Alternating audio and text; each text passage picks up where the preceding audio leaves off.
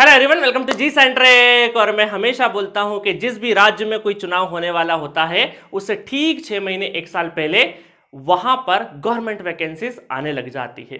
तो आपको इसके लिए पहले से रेडी रहना है। आप किसी भी स्टेट में, ऐसे स्टेट में रहते हैं जहां पे 1 साल के अंदर कई चुनाव होने वाले हैं, तो आप अपनी प्रिपरेशन को अच्छे से रखिएगा, क्योंकि कभी भी वैकेंसी आएगी और एग्जाम हो जाएगा। और उसी कड़ी में बिहार में आने वाले टाइम में कुछ महीनों में इलेक्शंस होने वाले हैं, इस वजह से यहां पर भी वैकेंसीज निकली हुई है। ये वैकेंसी बीपीएससी के अंतर्गत बिहार पॉल्यूशन कंट्रोल बोर्ड की तरफ से कुछ रिक्त स्थानों पे निकाली गई है। ये जो अपने पद है वो है 24 पद। अच्छा, ये नोटिफिकेशंस आपने बहुत अच्छे से देख लिया होगा, अलग अलग वीडियोस भी देख लिए होंगे बहुत बार। तो उसमें जो वीडियोस वगैरह में देखे होंगे या फुल नोटिफिकेशन में जो डाउट्स आते हैं आपको, इस वीडियो का पर्पस वही है कि की पॉइंट्स आपको बताऊं। बाकी डिटेल नोटिफिकेशन तो आप खुद भी पढ़ लेते हैं, बट की पॉइंट्स पढ़ने के बाद भी छोटे छोटे डाउट्स रह जाते हैं। उन डाउट्स को मैं इस वीडियो के थ्रू सॉल्व करने की कोशिश करूंगा आपके। और कोई डाउट्स और भी रह जाता है, इस वीडियो के बाद भी रह जाता है, तो आप कमेंट बॉक्स में भी आप लिख सकते हैं, या फिर जी सेंटर ऐप के चैट बॉक्स पे भी आप अपना मैसेज छोड़ सकते हैं। ठीक है, चलिए। तो इस तरीके से ये जनरल कैटेगरी यूआर अनरिजर्व के लिए 10 वैकेंसी है। उसके बाद आपके जो रिजर्वेशन होता है, जो हमारा ऑफिशियल रिजर्वेशन के अकॉर्डिंग पूरा का पूरा, ईडब्ल्यूएस के लिए 2, अनुसूचित जाति जनजाति अत्यंत पिछड़ा वर्ग और पिछड़े वर्ग की महिलाएं 0। इसका मतलब ये 0 नहीं है ना, ऐसा मतलब ये मत सोचिएगा कि हमारे लिए 0 है, नहीं। आप जहां 0 है ये कोटे वाला है, यहां इसका आपको इस पर्टिकुलर कोटे से कोई भी सीट नहीं है, बाकी आप अपने अनरिजर्व पे ये क्लेम कर सकते हैं। ठीक है, तो ऐसा टेंशन वाली बात नहीं है। और ये 35% के हिसाब से जो आपको महिलाओं के लिए अनिवार्य पदों पे जो रहता है वो सारा चीज दे रखा है।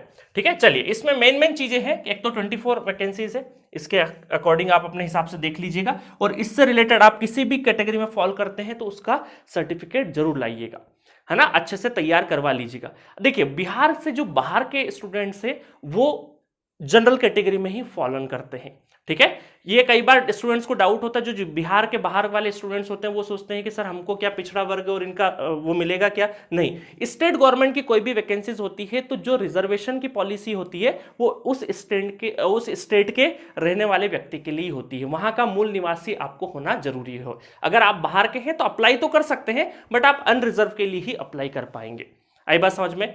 तो यहां पर ये छोटा सा मिसकंसेप्शन होता है, स्टूडेंट्स को डाउट होता है, ये मैंने आपको क्लियर कर दिया है। ठीक है, चलिए आगे बढ़ते हैं। तो इसमें एलिजिबिलिटी क्या क्या है? एलिजिबिलिटी आपको बीटेक का डिग्री होना चाहिए, है ना। डिग्री का इकाई में हो सकता है, केमिकल इंजीनियरिंग में हो सकता है, सिविल में हो सकता है, मैकेनिकल में हो सकता है, इलेक्ट्रिकल में हो सकता है, एनवायरमेंटल इंजीनियरिंग में हो सकता है। अब यहां पर एक डाउट आता है, सर इलेक्ट्रॉनिक्स वाले अप्लाई कर सकते हैं क्या? तो यहां पर इलेक्ट्रॉनिक्स कहीं पर भी नहीं लिखा है, प्योरली इलेक्ट्रिकल लिखा है। एक डाउट और आता है कि सर इलेक्ट्रिकल और इलेक्ट्रॉनिक्स दोनों से आते हैं। तो देखिए, जहां पर ट्रिपल ई ब्रांच आती है, इलेक्ट्रिकल इलेक्ट्रॉनिक्स, जहां पे ट्रिपल ई ब्रांच को बोलते हैं, तो कई बार ऐसा होता है कि जैसे गेट का एग्जाम भी होता है तो ट्रिपल ई ब्रांच को एज ए इलेक्ट्रिकल कंसिडर की जाती है, क्योंकि पूरी ब्रांच में इलेक्ट्रिकल वर्ड तो है ही ना। तो कई बार ऐसा होता है कि कुछ ऑर्गेनाइजेशन इलेक्ट्रिकल इलेक्ट्रॉनिक्स में इलेक्ट्रिकल वाले एज ए इलेक्ट्रिकल कंसिडर करके एक्सेप्ट कर लेती है, बट कुछ ऑर्गेनाइजेशन नहीं करती है। तो ये आपको पता करना पड़ेगा, है ना। Official website, official toll free number होंगे, वहां पर एक बार पता जरूर करिएगा। मेरे अकॉर्डिंग तो जो ट्रिपल ई वाले स्टूडेंट है ना, वो भी एज ए इलेक्ट्रिकल यहां एलिजिबल होने चाहिए। ठीक है, बट ये मेरा पर्सनल राय है। दूसरा बीटेक, दूसरा एक और डिग्री बीएससी भी अगर आपका है तो भी आप एलिजिबल है यहाँ के लिए। दूसरा यहाँ पे एज लिमिटेशन का कोई भी लफड़ा नहीं, क्योंकि बहुत अच्छे एज इसको लंबे उसके लिए दे रखा है। क्या क्या है? न्यूनतम तो पहले क्या होना चाहिए, 21 ईयर होना चाहिए। मिनिमम एज क्राइटेरिया 21 है। मैक्सिमम अगर रिजर्व कैटेगरी के हैं तो 37 ईयर है। पिछड़ा वर्ग है तो और भी रिलैक्सेशन देते जाएंगे जैसा जैसा है, पूरा आप पढ़ लीजिएगा बहुत अच्छे से। एक चीज और है कि जो भी लोग ऑलरेडी बिहार सरकार में जॉब करते हैं उनके लिए भी थोड़ा सा मार्क्स में आपको कुछ ना कुछ रिलैक्सेशन मिलेगा। ठीक है, तो ये रही एलिजिबिलिटी कि भाई इंजीनियरिंग होना चाहिए। अच्छा, लेवल 9 का इसका वेतन रहेगा, जो कि अच्छा माना जाता है। ठीक है, ठीक ठाक डिसेंट सा है। उम्र सीमा देख लिया अपन ने, और अपना डिग्री वाला चीज देख लिया। ठीक है, बिहार नॉन बिहार मैंने कंफ्यूजन दूर कर दिया है।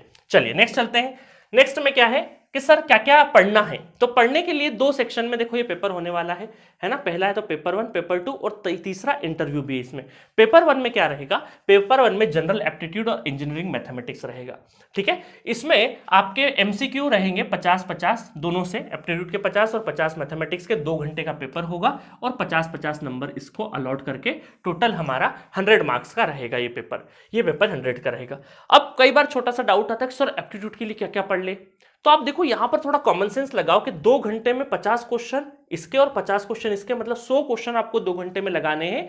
तो एप्टीट्यूड बहुत ही क्या रहेगा, बहुत ही बोल सकते हैं कि लो लेवल का रहेगा, क्योंकि एप्टीट्यूड के लेवल बहुत है भी, हर एक एग्जाम के हिसाब से एप्टीट्यूड का लेवल बदलता है। तो आपको बहुत हार्ड लेवल का एप्टीट्यूड पढ़ने की जरूरत नहीं है। इंजीनियरिंग मैथमेटिक्स को भी बहुत हार्ड पढ़ने की जरूरत नहीं है। अगर गेट के जैसे हम अगर बेंचमार्क माने तो गेट के 1 मार्क्स के अगर आप क्वेश्चन कर पाते हैं इंजीनियरिंग मैथमेटिक्स के, तो यहां पे वो सटीक बैठेंगे, ठीक है। तो इसका मतलब अब बहुत सारे स्टूडेंट का होता है सर ज्यादा टफ आ गया, तो ज्यादा टफ होगा तो दूसरों के लिए भी टफ होगा ना। तो वहां पता चले एक क्वेश्चन करने के लिए वो आधा घंटा ले लेगा, आप उस दौरान 2-3 क्वेश्चन दूसरे कर देंगे इजी वाले, है ना। तो ये तो क्या है, कॉम्पिटिटिव एग्जाम है, यहाँ रिलेटिव मार्किंग होगी। आपको सबको अच्छा नहीं लेके आना, आपको दूसरों से अच्छा लेके आना है। आई बात समझ में।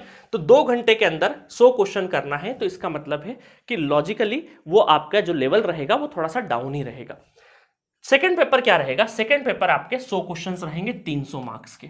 100 क्वेश्चंस के लिए सिर्फ 2 घंटे का टाइम मिल रहा है, आपको 65 क्वेश्चंस के लिए गेट में 3 घंटे का टाइम मिलता है, ठीक है। और यहां पर क्या है, 100 क्वेश्चन भी ज्यादा और टाइम भी 2 घंटे का। दैट मीन्स कि आपका इसका भी जो लेवल रहेगा वो थोड़ा सा डाउन रहेगा, है ना। तो इसका लेवल हम ये मान सकते हैं कि जो एसएससी जेई या आरआरबी जेई का जो क्वेश्चंस करते हैं हम लोग जिस लेवल के, उस लेवल के ही यहां पर आपको एग्जाम्स में जो क्वेश्चंस पूछे जाएंगे, ठीक है। तो अपनी जो भी इंजीनियरिंग की है, इलेक्ट्रिकल है तो इलेक्ट्रिकल में मशीन, पावर सिस्टम, नेटवर्क, ये जितना भी अपना सिलेबस जेई वगैरह का होता है उसी को बहुत अच्छे से आपको पढ़ के जाना है, वहीं से क्वेश्चंस आएंगे। दूसरा, निगेटिव मार्किंग है कि नहीं सर, तो निगेटिव मार्किंग बिल्कुल है। यहां अगर आप गलत क्वेश्चन करते हो तो 0.33 निगेटिव है, दोनों ही पेपर में निगेटिव मार्किंग है। अगर आप एक से ज्यादा आंसर लगा देते तो वो भी रॉन्ग ही कंसिडर किया जाएगा, है ना। और अगर आप कुछ भी छोड़ देते हो, नहीं कुछ भी टिक नहीं करते हो, तो उसमें आपको कोई भी पेनल्टी, कोई भी नेगेटिव मार्किंग नहीं होगी। जो क्वेश्चन नहीं आता है उसको प्रॉपर छोड़ देना है, जो आपको लगता है कॉन्फिडेंट है तो ही लगाना, अगर गलत लगा दिया तो आपका 0.33 मार्क्स कट जाएगा। आई बात समझ में, तो इसका ध्यान रखना। तो इन टोटल को पेपर 1 पेपर 2 का मार्किंग अगर जोड़ लें तो टोटल आपका 300 और 400 और 50 नंबर का इंटरव्यू रहेगा। तो टोटल 450 नंबर का पूरा वैकेंसी का जो भी पूरा प्रोसीजर है, पेपर 1 पेपर 2 और इंटरव्यू तीनों मिला के 450 नंबर का रहेगा, ठीक है। तो ये रहा मेन चीज। तो आपको पढ़ाई के हिसाब से क्या करना है, पढ़ाई के हिसाब से जितने एसएससी जेईई आरआरबी जेईई में हमने जो पढ़ाया है, जी सेंटर कैप पे जाइएगा, सेपरेटली एक कोर्स अवेलेबल है टेक्निकल के लिए स्पेशली, है ना। तो वो पूरा टेक्निकल सेगमेंट आपका ये वाला जो पेपर 2 वाला पोर्शन है पूरा कवर हो जाएगा। आपको कुछ भी बाहर से नहीं पढ़ना। 1200 क्वेश्चन मैंने बेहतरीन करा रखे हैं, वो सारे 1200 क्वेश्चन बेहतरीन तरीके से विथ थ्योरी सब कुछ अवेलेबल है, पीडीएफ नोट्स भी अवेलेबल है, फटाफट क्वेश्चन कर देना है, ठीक है। चलिए अब आते हैं कि सर इसमें क्या क्या वो रहेगा अपना, बोल सकते हैं जो जॉब है बिहार सरकार में, जो बिहार के अंतर्गत जो भी जॉब्स आती है उसमें कोई काम कर रहा है तो उसके हिसाब से यहाँ पे रिलैक्सेशन दे रखा है ना। कि यहाँ पे अच्छा उसका प्रॉपर एक्सपीरियंस सर्टिफिकेट भी होना चाहिए, है ना, कहीं लिखा होगा ये प्रमाण पत्र। जहां पर भी आप जॉब करते हैं वहां प्रमाण पत्र होना चाहिए। जहां आप जॉब कर रहे हैं उनको बताइएगा, वहां से एनओसी भी लेनी पड़ेगी कि हाँ मैं ये एग्जाम दे रहा हूँ, वो दे सकते हैं कि नहीं दे सकते, उस पर्टिकुलर डिपार्टमेंट से आपको बात करना है।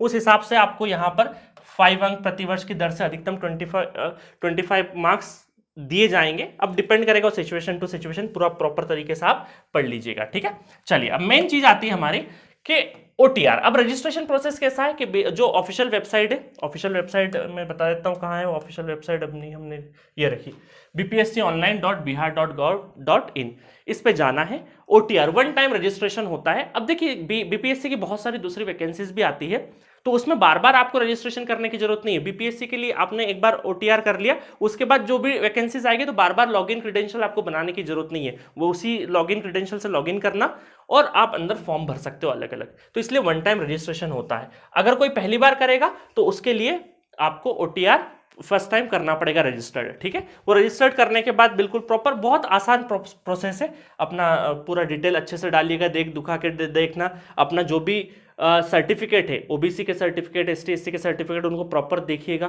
है ना, बने हुए कि नहीं, एक्सपायर वगैरह या बहुत पुराने पुराने वाले तो नहीं है जो आज की तरह तारीख में मान्य नहीं है, वो सब देखना है ना, और सारे दस्तावेज आपको अपलोड करना है। लास्ट डेट जो इसकी है वो है 10 जून, है ना, 10 जून को ये क्या है, लास्ट डेट है। 19 मई से ये स्टार्ट हो चुके हैं एप्लीकेशन फॉर्म।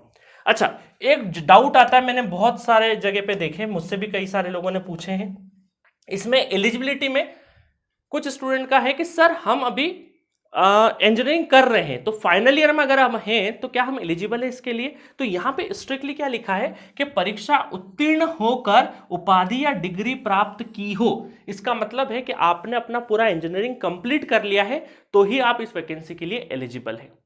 आई बात समझ में? तो देखो अभी मई मंथ चल रहा है, तो मेरे ख्याल से अभी जो मई मंथ में बहुत सारे सेमेस्टर, आखिरी सेमेस्टर में जो स्टूडेंट होंगे वो तो अपना कंप्लीट कर ही लेंगे, तो वो स्टूडेंट भर सकते हैं, है ना, क्योंकि अभी तो अब उनकी डिग्री आ ही जाएगी ना, क्योंकि मई मंथ का अभी आपने सेमेस्टर एग्जाम दिया होगा, पास ही मानेंगे इसमें हम लोग। जो अब दूसरे सेमेस्टर में, मतलब अब नेक्स्ट ईयर में चलेंगे, जिनका सेमेस्टर एग्जाम हो चुका है और वो अपने फाइनल ईयर में अभी अभी गए हैं, वो एलिजिबल नहीं होंगे इसके लिए। ठीक है, तो इसमें स्ट्रिक्टली लिखा है कि परीक्षा उत्तीर्ण होकर उपाधि या डिग्री प्राप्त की हो तो ही आप मान्य होंगे। ठीक है, तो आप देख लीजिएगा अपने, क्योंकि इंडिया में बहुत सारे यूनिवर्सिटीज के एग्जाम अभी चल रहे हैं, अभी जून तक है, तो मेरे ख्याल से जून का फॉर्म 10 जून आते आते मैक्सिमम यूनिवर्सिटी में एग्जाम वगैरह सब हो चुकी रहेगी। हाँ, प्रोविजनल डिग्री मिलती है, बट प्रोविजनल डिग्री आप लगा सकते हो, एक्चुअल डिग्री थोड़ी बाद में भी आएगी तो भी चलेगा, बट आप पासिंग जो आपका इंजीनियरिंग है वो कंप्लीट माना जाएगा। ठीक है, तो और भी कोई क्वेरी हो, ये लास्ट डेट का इंतजार मत करिएगा, थोड़ा सोच समझ के, जिसको भी फीलिंग आए कि हाँ मेरी तैयारी बेहतर है। और मेरे ख्याल से देखो, मेरा पर्सनल मानना है कि एग्जाम्स देते रहना चाहिए, क्योंकि एग्जाम देने से क्या होता है, आप जब एग्जाम दे के आते हैं ना, उसके बाद थोड़े दिन तक बहुत अच्छी पढ़ाई करते हैं। क्यों? उसका रीजन है कि आपका थोड़ा लिटमस टेस्ट हो जाता है कि हाँ क्या लेवल है, कितना है, क्योंकि एक्चुअल हम कितना भी कुछ कर ले, कितना भी अच्छा पढ़ ले, जो एक्चुअल एग्जामिनेशन का माहौल है वो हम घर पे नहीं बना सकते हैं। हम कोशिश कर सकते हैं बनाने की, बट जो एक्चुअल एग्जाम का माहौल होता है, वहां का एग्जाम का एनवायरमेंटल होता है, टेम्परामेंट होता है, स्क्रीन के सामने हम बैठे हैं, वो हम घर पे अचीव नहीं कर सकते। इसलिए मेरा सभी से है कि कोई भी टेक्निकल, जैसे जो भी एग्जाम्स की आप तैयारी कर रहे हैं, बहुत इररिलेवेंट एग्जाम के फॉर्म भी नहीं भरना है, जो भी रिलेवेंट एग्जाम के आती रहे तो उनके फॉर्म भरिए और उसको बेहतर ढंग से दीजिए। उससे क्या होगा, आपको एग्जाम का टेम्परामेंट पता लगेगा, आपको एग्जाम देने की हैबिट होती जाएगी, और साथ साथ में जब एग्जाम दे के आएंगे तो आपको पता लगेगा अच्छा इस सब्जेक्ट में ये क्वेश्चन आया था, मैंने गलत कर दिया था। आपके माइंड में हमेशा चीजें रहेगी, और आप जब भी उस सब्जेक्ट का रिवीजन करोगे तो आप अलर्ट होके करोगे। ठीक है गाइस, तो मेरी तरफ से सभी को शुभकामनाएं, जल्दी जल्दी अपना वैकेंसी लीजिए, अपना ड्रीम जॉब अचीव करिए, है ना। और कोई भी क्वेरी हो, और जी सेंट्रिक पे मैं ऑलरेडी बता चुका हूं कि एप्लीकेशन पे जाइएगा, वहां पर एसएससी जेई वाला कोर्स जो ऑल एजेई एग्जाम्स के लिए हमने बनाया है, वो अगर लेते हैं तो उसमें बहुत कुछ आपका यहां से कवर हो जाएगा, और बहुत डिफरेंट डिफरेंट एग्जाम्स के लिए वो कंटेंट यूजफुल होगा। ठीक है, okay, thank you so much.